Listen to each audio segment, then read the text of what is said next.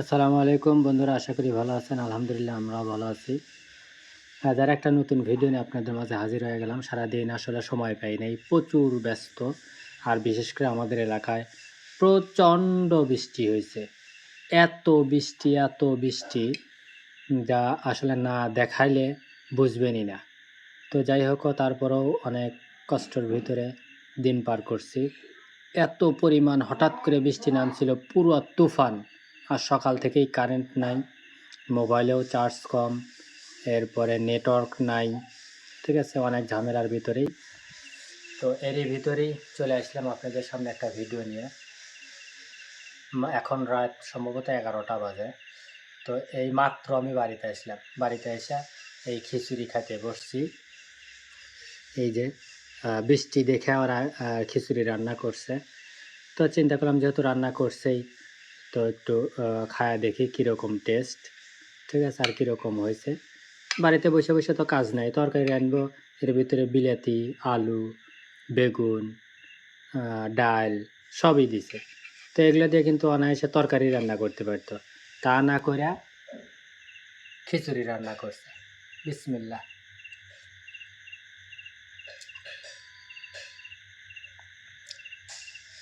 লবণ কম হয়েছে রে।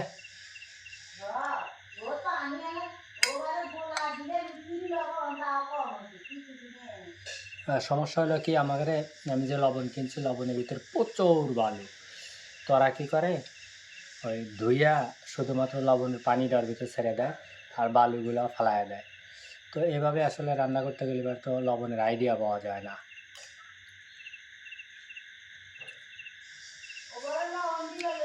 আমি আর দিয়েই খাইতাম, কিন্তু আসলে খিচুড়ি আমার পছন্দর বাইরে খাবার। আমি খিচুড়ি ঠেলায় খাইতেছি, কারণ খিচুড়ি খায়া আর রুটি, এই দুইটা জিনিস খাইলে আমার পেট ভরে না। আব্বু উঠো না মা, তোমার আম্মু কিন্তু বাইরে কাজ করতেছে, আর উঠো না। ছোটটা ঘুমায় গেছে, বড়টা এই যে পাশের রুম, এই যে দরজা, তো ওই রুমে ও ঘুমাইছে।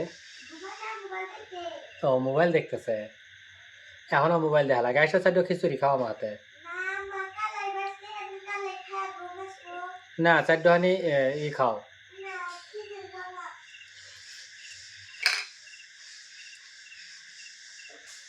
খিদের ঠেলায় ঘুম ধরতেছে না।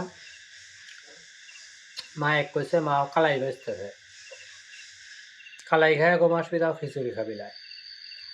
অথচ এই খিচুড়ি রান্না করার জন্য নিজে সব কিছু কুইটিয়া ধুইয়া গোছায় দিছে, তাই না? হে মনে নাই মুরগির খাবারের কথা। আর এত রাত করে দোকান খোলা থাকে,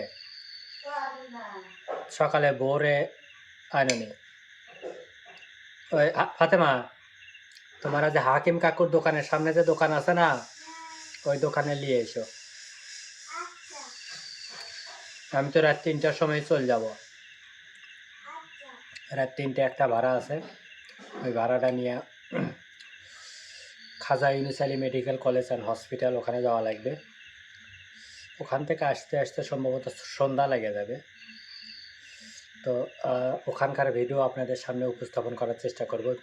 মেডিকেলটা সেই সুন্দর, যেরকম দেখতে সেরকম হলো গিয়ে সেবা, দুটোই অনেক সুন্দর। সম্পূর্ণ দেখানোর চেষ্টা করব, সাথেই থাকবেন। আর আজকের ভিডিওটা এখানেই শেষ করতেছি। সবাই ভালো থাকবেন, আল্লাহ হাফেজ।